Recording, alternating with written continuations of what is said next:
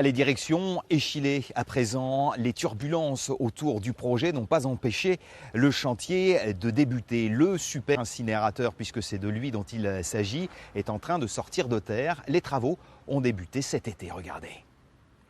C'est un procédé peu courant qui consiste à laisser tomber une masse de 16 tonnes d'une hauteur maximale de 25 mètres à l'aide d'une grue. Un compactage dynamique qui permet de densifier les sols à grande profondeur. Première phase d'un vaste chantier.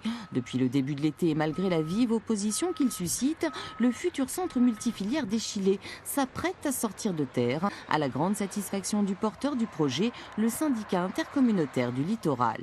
Le gros du chantier sera bien sûr sur l'année 2016 où on aura la finalisation des bâtiments, l'installation des équipements et ensuite la mise en place du process de façon à être opérationnel à peu près dans 18 mois.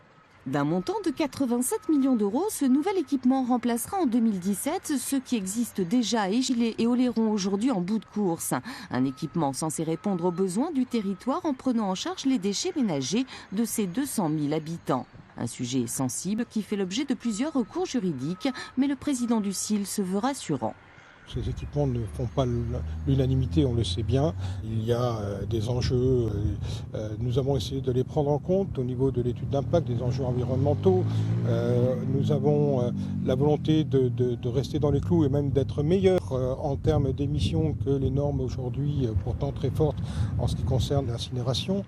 Sur le site, toujours sous bonne garde, le nombre d'ouvriers va progressivement monter en puissance. Ils seront plus de 200 fin 2016. Enfin, pour permettre aux riverains de suivre l'évolution des travaux, le SIL va prochainement lancer une lettre d'information mensuelle.